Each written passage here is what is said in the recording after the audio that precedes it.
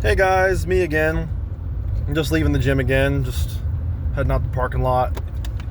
I wanted to start just making more videos like this. I had an interesting event happen at work today. Right now I'm a union iron worker.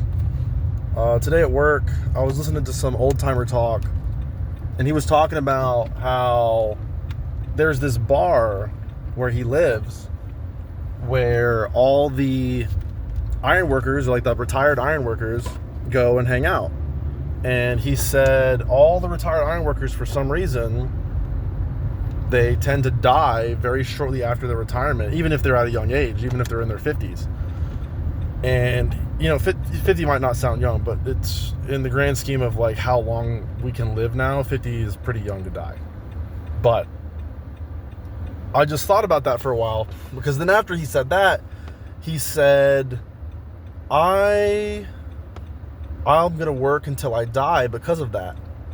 And I just sat there and thought, wow, that's really dreary and depressing. Like, the sound of working until I die sounds incredibly bleak. And not like, maybe not necessarily working, but working for a traditional 9 to 5. My hours are not 9 to 5. I work 4/10s, but a traditional employment is what a lot of people like seek, and it's what society kind of coaxes us into. It kind of pushes us towards college and pushes us towards, careers, because the system's meant to make jobs for people, and it doesn't want you to be actually rich and independent and a critical thinker. They don't like that. But besides that point, basically what I took away from that is that you always have to have a goal, or you always have to have something that you're reaching for. You can't just if the goal is retirement and your retirement isn't very exciting, and a lot of people with the current economic situation for a lot of millennials is retirement is not going to be for the many anymore. It's going to be for the few, because people are going to have to get really financially educated quickly in order to actually make retirement happen for them. So if you're not investing for yourself alongside like a traditional investment vehicle, and then also pursuing maybe like real estate or collectibles as some other form of money, you're not going to retire. But I'm getting off track. The point of what I'm trying to make is, when you retire from your traditional career path, you need to chase some other big goal, because if you don't, your life is kind of purposeless, and you don't have the drive, you don't have the same activity level either, and so your body just kind of decays and like breaks down. That's another reason I go to the gym, is to avoid my body decaying and breaking down over time, because if you don't use it, you lose it, and the more you don't exercise your body or your mind or anything you have, talents, skills, you kind of get a little rusty, a little bit. So you kind of got to always stay ahead of the curve. You got to always kind of keep one step ahead. So it's just important to always set goals. Like, my goals are to eventually be a competitive bodybuilder, and when I retire, I like to just keep making content and like be able to be leisurely and do things that I find meaningful.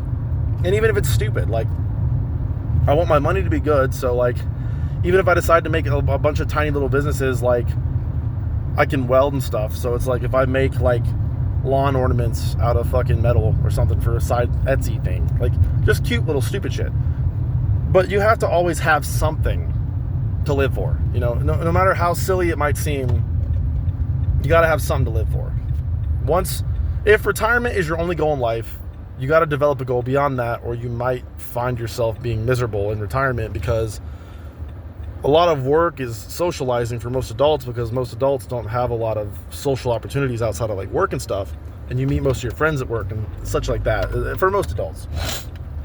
And in general, in 2025, just statistically, it seems that people are at a kind of like a near all-time high loneliness, and a lot of people are not very social anymore. A lot of people are very much like, I'm gonna go home and just watch Netflix or whatever.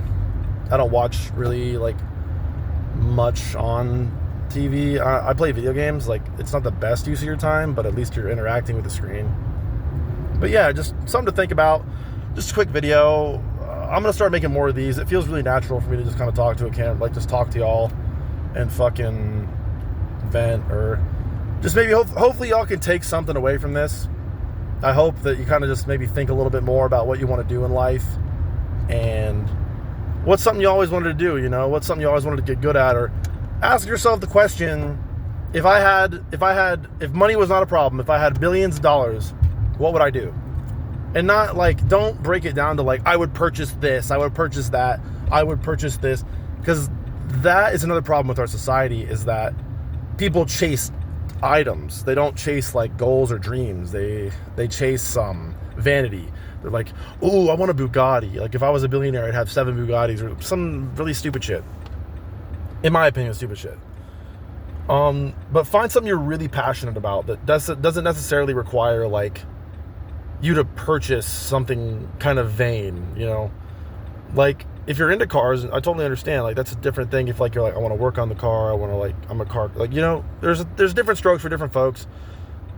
But if it's just for vanity and to show off to other people, it's not a real purpose. And then you're going to go down a rabbit hole of consumption and just keep buying shinier and shinier objects.